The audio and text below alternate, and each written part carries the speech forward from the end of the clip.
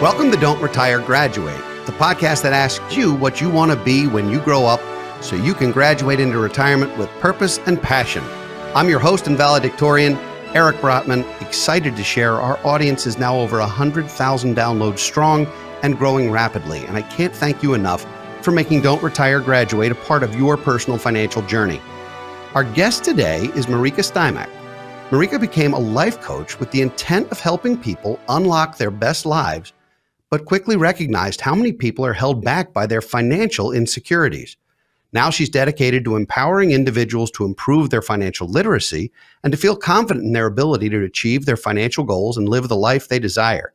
Her book is Keys to Financial Confidence, Unlock Your Best Life, which provides 40 action-based chapters that provide the challenge and accountability that you need to finally organize your finances, figure out your priorities, understand your money story, knock out debt, make more money, and my personal favorite, acknowledge that it's okay to have wants.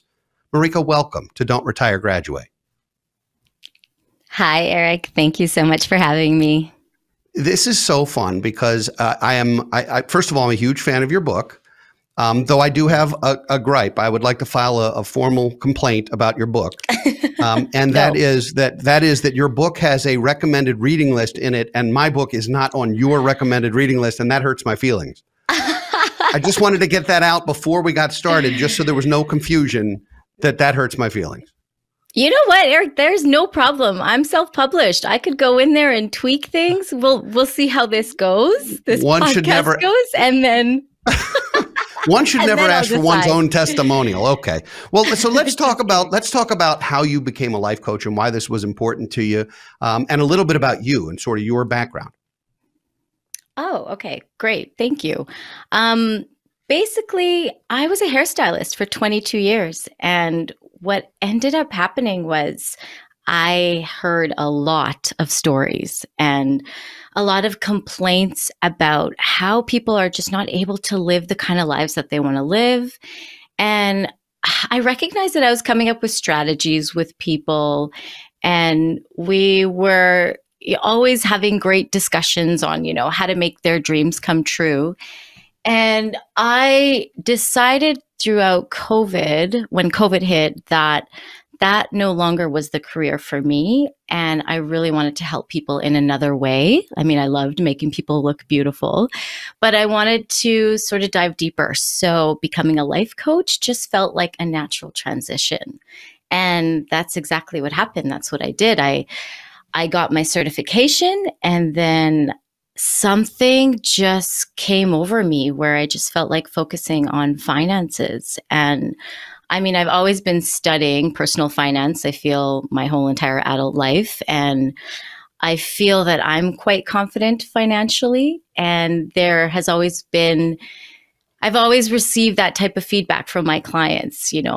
They've always sort of approached me for advice. And then I just decided to dive into this full force. And a book just came out of me. An app came out of me, a workbook, and so many other products that I'd love to talk about and share with the audience. But it just seemed like the right thing for me to become and do. And sorry about the dogs in the background. No, listen, everyone should work at the kennel. It's fine. That's a part-time job. So you literally had an epiphany and decided to write a book. I mean, that's not something that happens to everybody. It's hard work to write a book, and yet your book is so accessible. It's easy to read and understand, but it's also insanely profound. And I went through it. I loved it. I have probably 8 or 10 things I want to talk to you about that were in the book, other than the fact that I was omitted. In terms of the advice that you share with folks, the first one mm-hmm. is to know your numbers. And, we've always called that inventory, sort of know where you are before you can figure out where you're going. Is that what you mean by know your numbers, or is it more than that? Is it more analytical and forensic than that? Well, it's more than that, actually. And I think that this feeling stirred up inside me when I started talking to people about that chapter. Mm-hmm. It's like also analyzing why we don't want to know our numbers. Okay. And what is holding us back from knowing our numbers? What are the fears of really digging in and figuring out where you're at? And why is that so hard for you or for so many people? And then, conquer that fear, acknowledge what that is, accept it, and now move forward and document all your numbers, because that's the only thing that's going to allow you to finally become financially confident. It's definitely one of the top keys to becoming financially confident. So, yeah. Well, and there's a lot of shame about money. There's a lot of grief about money. There's not only a lot of fear, but there's so many emotions that come up when we think about money. There are very wealthy people by any objective measure who think they aren't wealthy enough and didn't do enough. There's others who are embarrassed by the fact that they've amassed significant amounts of wealth. There are folks who feel like they're an abundant failure when by any reasonable, rational definition, that's not true. And then there's an embarrassment that happens, I think, when you come into a relationship or a marriage and you're starting to sort of bare oneself to a potential life partner.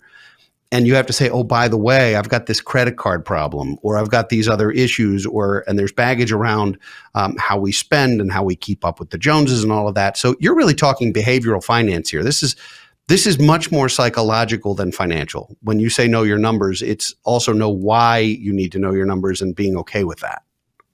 Yes, absolutely. That's a different approach certainly it's a different approach than most financial advisors take, because financial advisors like to look smart. And so we do a lot of math. When actually most of this is qualitative, not quantitative. Most of this is about life, not about money. Is that a fair statement? Yes. And it's a fair statement. Absolutely. And what about, the biggest question is what's the fear? What is it that's holding you back from documenting all your numbers and finally seeing the big picture? And where is that coming from? Then that stems into the money stories. And then, I talk about analyzing why you think the way you do about money, because that's so important in regards to how you're going to be managing it daily and how your future is going to go. And so, but this can be shifted. So you can definitely alter your thinking, but as long as you know where you're starting from. So recognizing your money story and then defining what you want it to be from now on, from today onwards. I hope that my book inspires people to do that. I hope that I give them a little push to really start digging deeper into those deep ingrained feelings around money. And then I also hope that they take the practical steps that they need to do. That means going into your bank account and analyzing what is happening. This is another reason I created the app. I created this app called Get Tracking, where you're simply going to be able to manually track your expenses as you go along your day. And so it'll bring a bit more awareness to where your money is going. That's another thing that people don't want to deal with. They don't want to track their expenses. True. And it's that's part of knowing your numbers. If you don't track your expenses, you don't know where things are going. So, okay. Well, tracking your expenses is important, but it reminds me of tracking calories, which I've tried the apps to track my calories, and all they do is make me want to hit my phone with a hammer, because I didn't realize how many calories were in everything I ate, which clearly is why the shape that I've gotten in is more oval-esque than I intended. So on the money piece, there are software packages that will do this for you, and they'll download your transactions and so forth. But you're really talking about point of sale acknowledgement that, hey, I just bought a coffee and a croissant and it was $10 and that needs to be here. Okay. Yes. So I don't want you to what my app does is it doesn't link to your bank accounts. You have to manually input all of your expenses. I want you to see how much and pay attention to how much you spent on groceries right now in this moment. And Okay. whatever feelings arise, when you're inputting those numbers, I want you to feel them and acknowledge them and recognize, is this what I value spending my money on? Okay. And then you can stop and start whenever you want with this app, right? No strings attached. And I don't even ask for an email address. I just felt like putting it out there because I felt that there was nothing out there where we can simply control how we want to track our expenses. Personally, Okay, I just use it for myself for like my home decor expense tracker because I have a problem with that. You have a home decor budget, or there is no budget? There's a home decor habit. There's a home decor habit. Excellent. Okay, so we can really dive down to the roots of that. Tell me, if you're comfortable sharing your own money story a little bit. Did you grow up in a home where one or both of your parents or other adult people talked about money? Were you involved in those discussions? Did you oversee acrimony about money? Like, what was your childhood, your first money memories? What do they look like? Okay, so yes, of course, I don't mind sharing. My money story is, I feel, quite different from a lot of people. So it's very healthy. And I think that that's why I am the way that I am. And I think the way that I do about money and finances. So my parents were immigrants. They came to Canada with very little, but they saw the options and opportunities in a country like this. And they recognize their privilege of being there, and they worked hard and they saved hard, but their entire mindset was, we can do anything. And, especially coming from where they came from, where they were so limited to what they can build for themselves. Mm-hmm. And they just constantly had that mindset and those type of positive conversations. Even during stressful times, I saw how they decided to really step into the space of gratitude for where they were and recognize that, they have hands, they can work, there's great money to be made here. And so off they went and they did it. And they were hard workers, they saved, but they definitely always told me that I could do anything that I want. We just have to work at it, figure it out, get educated, look at our options. And that's what I've always held on to. And so it has been I grew up with a very healthy money story, and I'm very grateful for that. So naturally, you want to help others create or rewrite some money stories, because a lot of the money stories are not healthy. A lot of them are seeing friction around money, or couples fight about money. Money and kids are the two things that break up marriages the most. That's what people fight about: money and kids. And I can't help people not fight about their kids, but we can try and help them not fight about their money. And some of that, particularly in front of the children, it does create an issue. If you have two parents who are both lavish spenders and really spend more than they make, you're learning that. Whether you learn to not do it or not depends a little bit on you. But if you have two parents who are both savers, who are turning off the kitchen light when they walk into the next room for 2 seconds and then turn it back on when they walk in because they're worried about the electric bill. Like, you can also take things a little bit too far and feel like, no, we can't afford that, or we're not getting that grocery, or we're not doing these things. So there's got to be a healthy balance. How do you help folks who have maybe had, maybe not money trauma, but drama in their money stories? How do you help them get over that and reframe it? Well, a lot of it is habitual practices, and a lot of it is mindset. So a lot of times I will ask people to journal, and for those people who don't want to journal, I will just ask them to either record themselves or just talk it out, and first acknowledge, like, where did all of this come from? And a lot of people don't want to do it. It's really sad. Just digging in and figuring out like where you got those stories from and going back to your childhood if you didn't have great money experiences growing up. But it's really important to do that. And so I push. I'm kind of pushy. I'll be honest. I'm bossy. Like I say, okay, like let's get through this. This is what's going to allow you to get to that other place that you want to get to. First, we need to buckle down and figure out what is the drama, define the drama. And then sometimes it's just like, I see it a flip of a switch. It's just like, I don't want to think like this anymore. And some people just need someone to talk to that is not a friend or a family member that won't judge. And, you know, I love building up these beautiful relationships with my clients where they feel that, you know, they can trust me. I'm not judging them. There's no judgment here. And just a place to spill everything out, a chance to talk it out. I think that's really important. And then the next step is, what do we want to do? It's as simple as that. It's a simple question. What do you want to think? How do you want to feel? And then it's like, and then what? Like the question, how do you will that into being? Yes. How do you make that happen? Everybody knows the answer inside. If it's just about sitting, it could be like, okay, when people say to me, I don't know, I'm like, no, I don't know is not an answer. My kids hate me. Oh my God. They're like, but I don't know. And I'm like, no.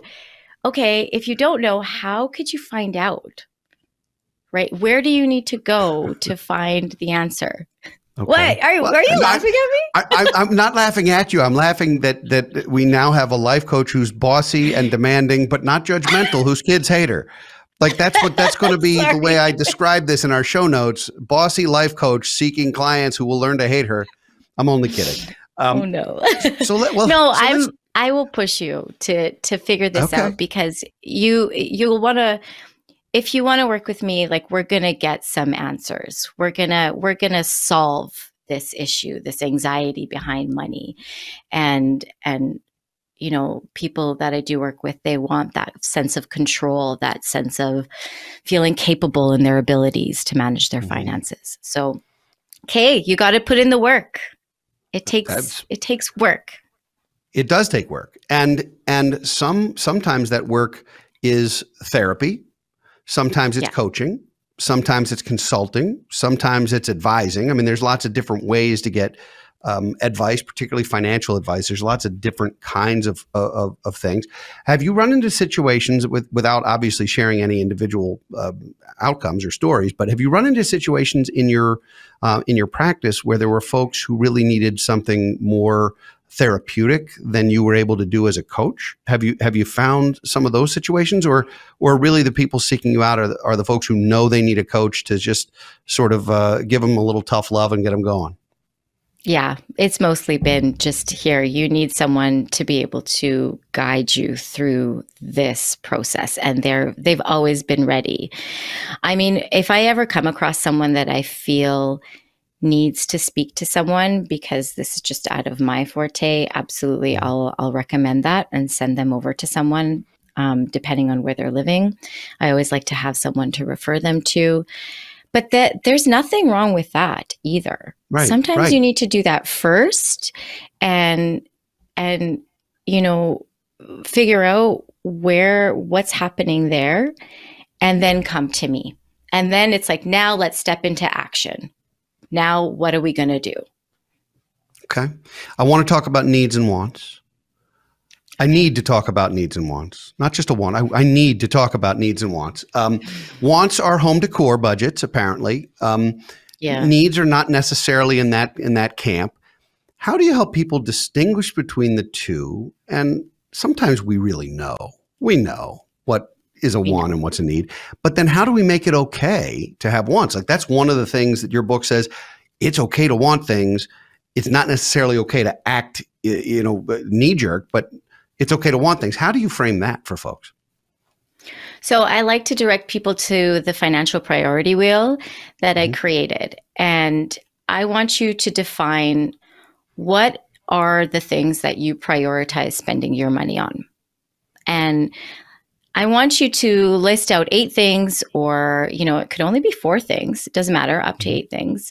I mean, it could be 10 things. It could be 12 things. It depends on how much money you make. And then once they're in your wheel, decide that this is decide that this is living your best life. These things are what you prioritize spending your money on. And get rid of the guilt. This is where, if you feel you want to buy certain types of foods, I want you to just put it in your budget, define that it's what's going to make you happy, and go on and do it and live your life. And then, but don't what do you want to say? Do you know people who have a smoothie habit? Or is that just who has a smoothie habit? I mean, it's just an example. You know what I mean? But I mean, if that means that you think that, you're feeding your body well, this is what defines a healthy life for you. Health is really important to you. You put it in your financial priority wheel that this is just something that is what you feel like spending your money on. And it's not necessarily like a need. Oh my gosh, I need to have this. Okay. But this is what I'm defining as living my best life. And then it's okay to want that. It's okay to want things.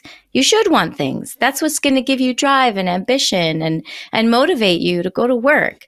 So define what are those things that you want and work towards getting them, because that's what life is about.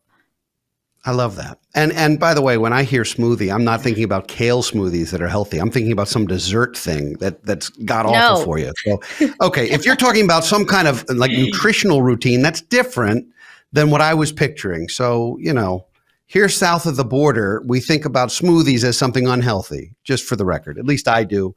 Let's talk about some investing basics, because you do talk about investing in the book, and not like a financial advisor would necessarily, but like someone coaching who's trying to help people see really the basics and the types of things, because you really go through a laundry list of the kinds of things that one could choose to invest in.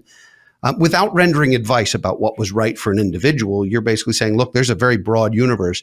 How did you come up with, I guess, first that list and the way that you decided to share that? Well, I think that I've been recognizing that so many people are overwhelmed with all the different options for what to invest in. And there are so many things, but everyone always thinks investing means just investing in stocks or mutuals or going to a financial advisor and then giving them your money, and that means you're investing. But it means so many different other things. And what I really would like people to grasp from that chapter is that you have to really understand what you are investing in.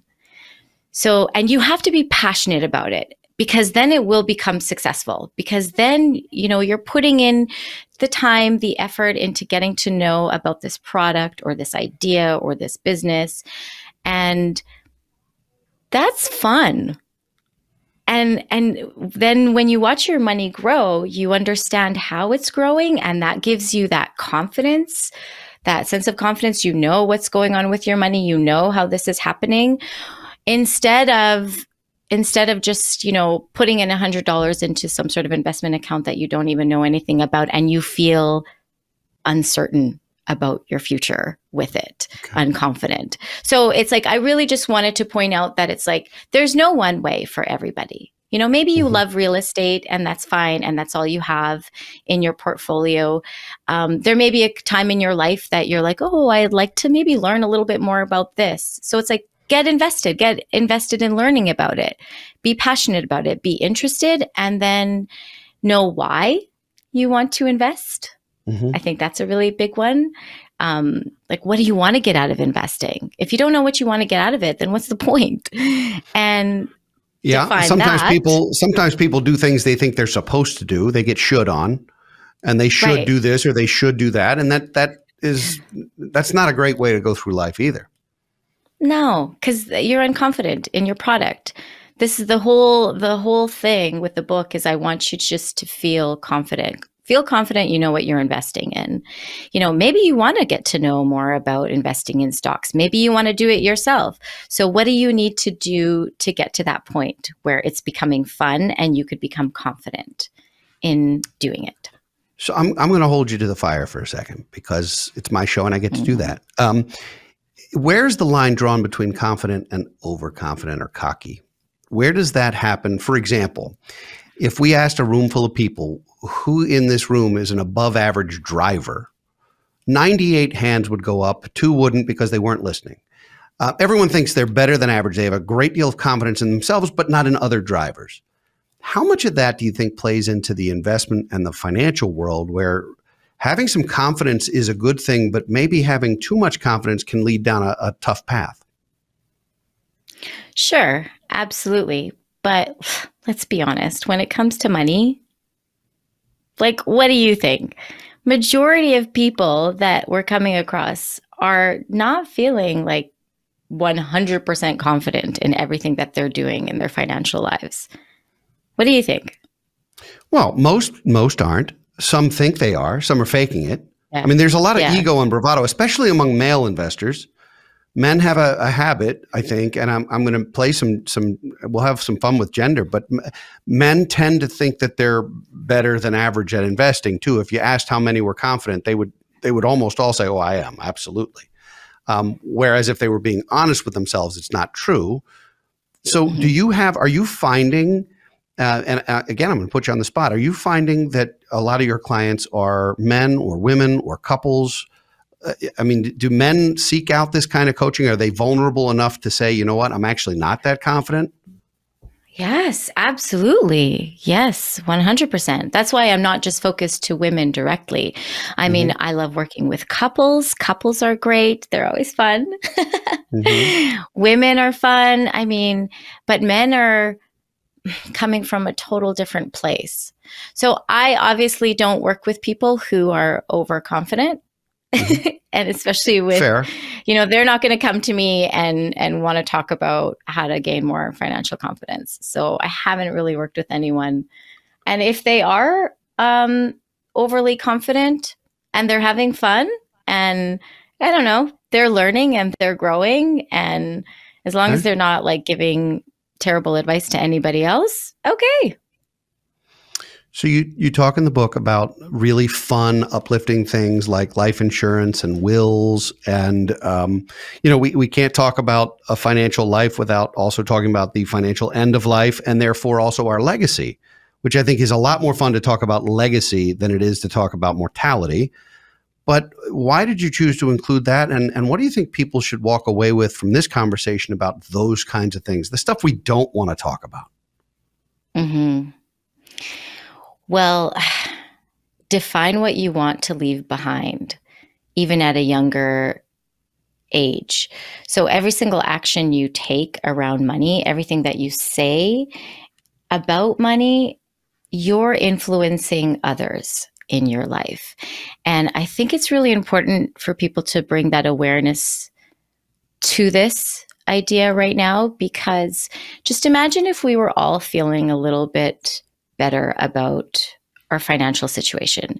Imagine if we were, taking, I feel so broke, or I can't afford that, or those normal myths and limiting beliefs. And we started focusing a bit more on how can we make this happen, or I can do this, or I am capable of doing this, more positive words.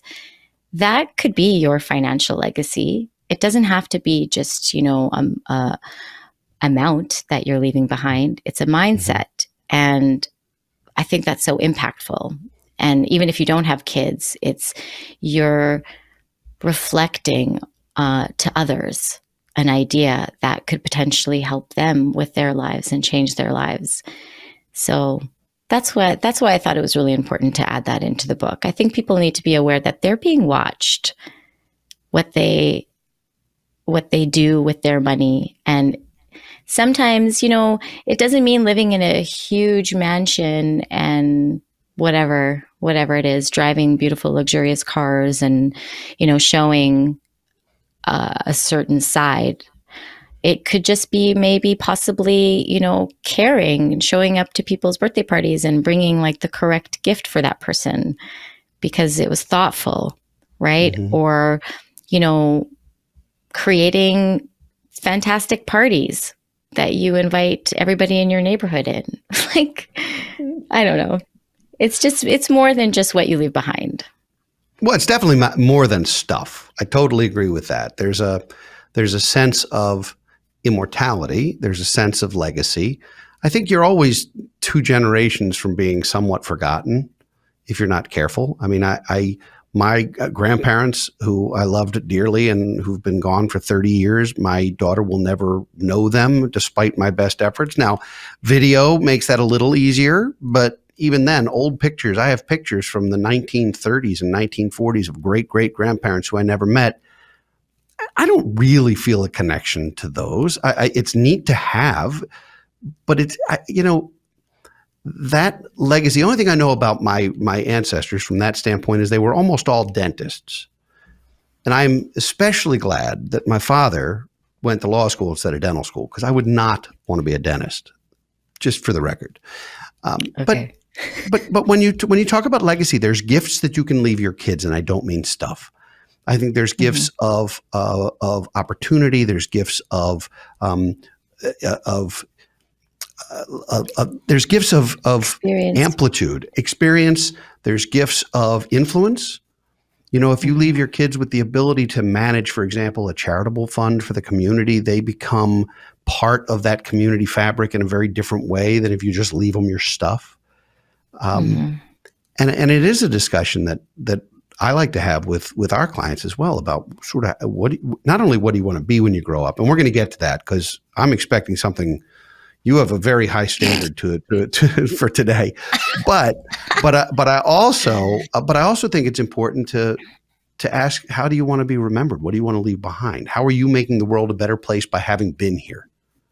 And it can be small. It can be small. It can be acts of kindness. So what?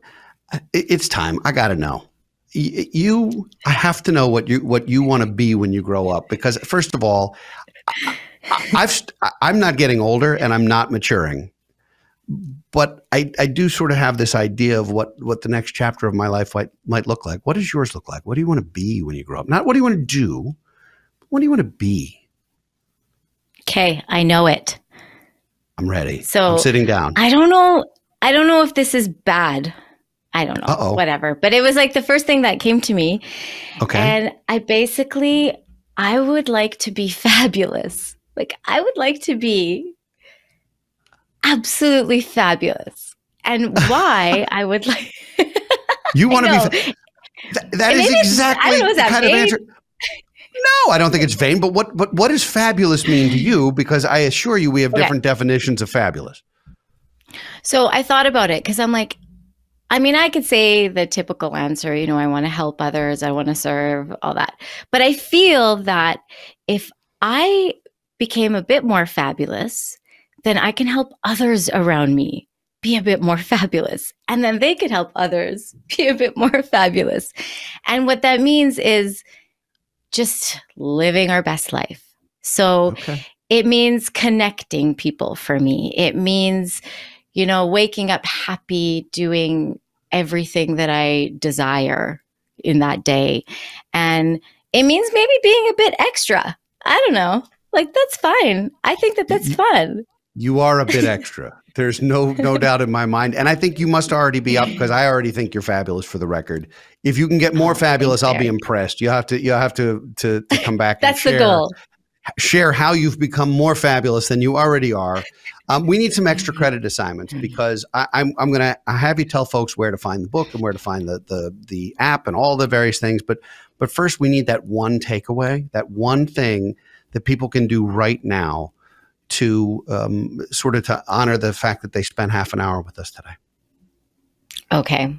Well, thank you everyone for listening. And Eric, I appreciate this time and the fact that you invited me on this show and all the other things that you've done for me. I would love to direct people to my Etsy shop, actually, because this is where I'm going to get you to do something. If you need a spreadsheet. And if you need a place where you want to calculate your retirement age, or you want to figure out how to pay off debt, I have all of these spreadsheets available for you on my Etsy shop at the FC Coach. And I would love to offer, if anybody reaches out to me, and you could just connect with me either through Instagram or off of my website, I would love to offer you anything off of there for free to be able to help you on your journey. I have worksheets available for you if you want a space to just write out all your numbers, or if you would like to have, the financial priority wheel, and for you to print out and put on your vision board to look at every single day to inspire you. So my challenge, my task is, please go to my shop, pick something out, connect with me. I can give it to you for free, or just grab it and just do some work, put in the work. There's so many things there that you can look through, and just find that one thing that you really, really want to tackle right now, and just grab it, do it, get it done, and move on. That's a great extra credit assignment. It's not homework, people. We don't do homework, but it is extra credit. I love it. And thank you for offering it to our audience. Folks will get in touch with you and tell you that they heard you on this show, or that they watched you today. And you'll break whatever paywall there is so they can have a freebie, which is really, really thoughtful. Now, where can folks find out more about you? Where can they connect with you online? Where can they get this phenomenal book, which I beg all of you to read and enjoy? Where can people find more about you? So the book, Keys to Financial Confidence, Unlock Your Best Life, is available on Amazon. I also recently just put out the workbook. So if you just want to have a space to journal out the questions, write things out, you can also purchase that on Amazon. You could connect with me or check out my website and contact me there through www.thefinancialconfidencecoach.com. And you could book a discovery call with me there. And you could also DM me on Instagram if you like. And I think that's it. I'm on LinkedIn, Facebook. So you're pretty much everywhere. Omnipresent. I'm pretty much everywhere. Yes. I think we need to do a sequel to the book, Keys to Financial Fabulousness. How does one become fabulous? That will be the sequel. It's already being worked on. I can tell. This has been such fun. I thoroughly enjoy all of this. And I want you to know that when you completed the questionnaire to do this show, you gave me one of the best answers ever. The question was, any questions you'd like Eric to ask during the interview? And you said, anything goes. Nothing could be more fabulous than that. Like, I could ask anything at all. And I think I did. And I think you were gracious and self-deprecating and fun. And I hope folks will check your book out. I really loved it. Check out the site, check out all of your resources, go to your Etsy page. Thank you for being here. This was a true pleasure. Thank you for having me, Eric. I'd like to thank all of you for listening and watching today, and we'd love to hear from you. So please send us a message or leave comments at don'tretiregraduate.com or on social media. If you enjoy our show, please share it with friends and family. Don't keep it a secret. Let them join you on your journey to financial freedom. Please also leave us ratings and reviews on your favorite podcast platform. Those are priceless to us. We'll be back next week with another installment of Office Hours, and in 2 weeks with another engaging guest. For now, this is your host, Eric Brotman, reminding you, don't retire, graduate.